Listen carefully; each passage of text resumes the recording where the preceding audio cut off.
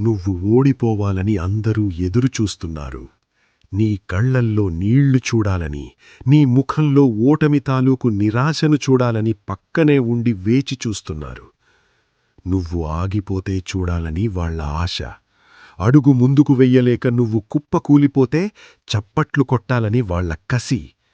నువ్వు పనికిరావని, నీవల్ల ఏదీ కాదని ఈ లోకానికి నిరూపించాలని వాళ్ల తాపత్రయం. కాని ఒక్క నిమిషం ఆగు. ఆ పక్కనున్న వాళ్లకేం తెలుసు? నీ లోపల రగులుతున్న అగ్నిపర్వతం గురించి వాళ్లకేం తెలుసు?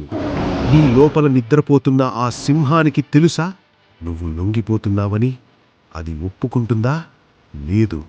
ఆ సింహం గాండ్రిస్తే ఈ లోకం వణికిపోవాలి. నీ కసి ముందు ఆ అడ్డంకులు కాలి బూడిదవ్వాలి.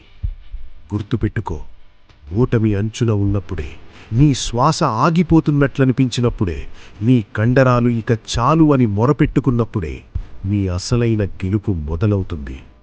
అక్కడే సామాన్యుడాగిపోతాడు, అసామాన్యుడు చరిత్ర మొదలు పెడతాడు. గాయపడిన సింహం శ్వాస గర్జన కంటే భయంకరంగా ఉంటుంది. నీ గాయాలే నీ ఆయుధాలు, నీ కన్నీళ్లే నీ ఇంధనం. నిన్ను తక్కువ అంచనా వేసిన ప్రతి నోరు నీ విజయం చూసి మూతపడాలి. నీ మీద రాయి విసిరిన ప్రతి చెయ్యి నీకు సెల్యూట్ కొట్టాలి. చరిత్ర రాసేవాడు ఎప్పుడూ ఆశను వదులుకోడు. వదులుకుంటే అది చరిత్ర అవ్వదు, కేవలం ఒక కథ అవుతుంది. నీది కథ కాదు, ఒక ప్రస్థానం.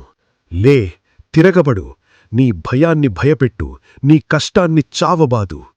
లోకం నిన్ను చూసి అనాలి, వీడు మామూలు మనిషి కాదు, వీడు ఒక ఆశ చావని ఒక యోధుడు అని.